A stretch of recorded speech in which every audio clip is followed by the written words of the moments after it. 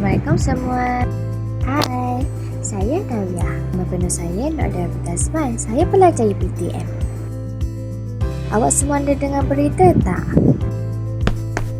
Ada satu berita tular yang menyatakan bahawa harga barang akan naik secara mendadak. Ramai yang percaya sedangkan tiada pengumuman rasmi dari kerajaan. Jadi betul ke? Jom kita selidiki. Berita tular ini berkait dengan epistemologi. Awak tahu tentang epistemologi? Epistemologi ialah cabang falsafah yang mengkaji tentang teori ilmu pengetahuan. Ia mengkaji secara mendalam mengenai sifat, sumber, kesahihan dan batas-batas sesuatu ilmu. Secara ringkas, bagaimanakah kita tahu apa yang kita tahu?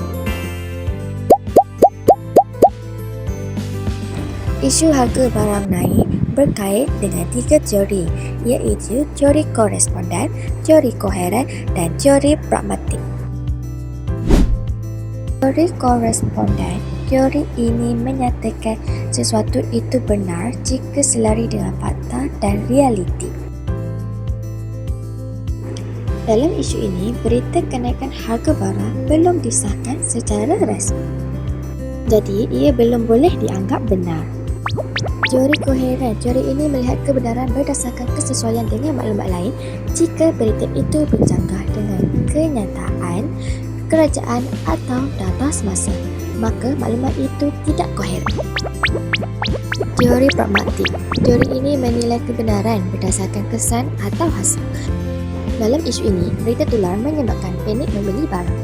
Ini menunjukkan maklumat itu memberi kesan besar walaupun belum pasti benar. Awak semua boleh faham? Okey, mari kita teruskan lagi. Soalan seterusnya, adakah kenaikan harga barang ini memenuhi syarat justified true belief? Justified true belief bermaksud kepercayaan, kebenaran, justifikasi. Kepercayaan ialah penerimaan seseorang terhadap sesuatu maklumat sebagai benar. Kebenaran ialah keadaan apabila sesuatu maklumat benar-benar selari dengan realiti. Justifikasi ialah bukti atau alasan kukuh yang menyokong sesuatu kepercayaan. Adakah isu ini memenuhi syarat justified true belief? Jawapannya, tidak. Ini kerana masyarakat hanya percaya tanpa bukti yang sah dan kebenarannya belum dipastikan. Apakah yang perlu kita lakukan jika berita kenaikan harga barang dolar?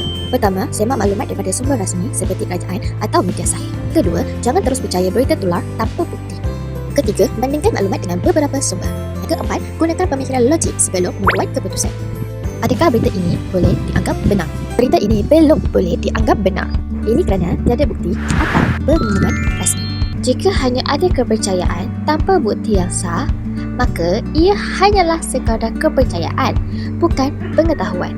Justifikasi sangat penting kerana ia membezakan antara andaian dan ilmu yang sahih. Terima kasih semua.